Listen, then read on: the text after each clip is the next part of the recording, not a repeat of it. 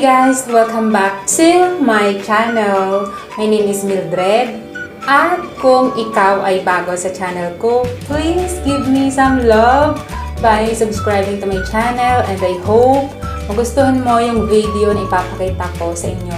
At ang video na ito is about sa hair care. Ito ay DIY hair treatment using a Suka, which is dato puti Suka, and yung ginagamit ko na conditioner, yung keratin, yun yung ginamit ko na DIY. So if you are interested to know how I do it, just keep on watching!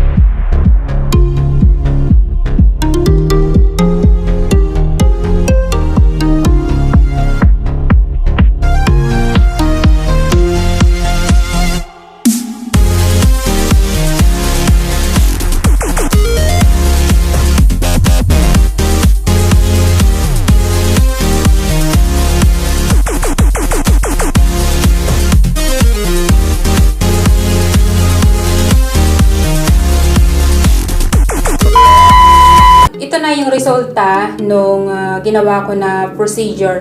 After 30 minutes ko siyang ibinabad sa aking buhok, binanlawan ko siya, and ito yung naging result.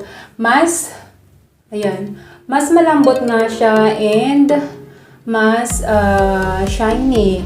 Kung titingnan nyo, mas shiny yung buhok, mas bagsak, and na treatment nga siya. So actually, itong hair treatment na ito na DIY using a conditioner and Suka, nagawa ko na to nung last year siguro, nung nasa Singapore pa ako, and ang ginamit ko ng Suka is yung apple cider vinegar and yung conditioner na Pantene. So parang same result siya, pero parang mas okay or mas bagsak or mas malambot yung ginawa ko ngayon na procedure, which is yung data puti Suka and yung keratin na conditioner. So malambot talaga siya, as in malambot, para kang nagpa-rebond, ganyan. Parang instant rebond yung iyong hair, or parang na-treatment talaga yung iyong hair. Kasi yung buhok ko, although rebond talaga siya, yes, rebond siya, pero hanggang dito na lang yung rebond niya. Kasi last year pa ako nagpa-rebond and tumutubo na siya. Siyempre hanggang dito na yung tumubo na buhok ko. Ito yung rebond, ito yung hindi na siya rebond. Kumbaga new hair na yan. So ang nakikita ko kasi parang kumukulot-kulot na siya dito, and ini-treatment ko nga siya ngayon. Parang medyo nawala siya ng konti. Hindi naman yung nawala. And yung result talaga niya, malambot talaga siya sa buhok. Ayan. So maganda nga siya sa hair. Ini-try ko lang naman. Para siyang talaga, makintab-kintab siya and malambot. Maganda nga siya sa buhok.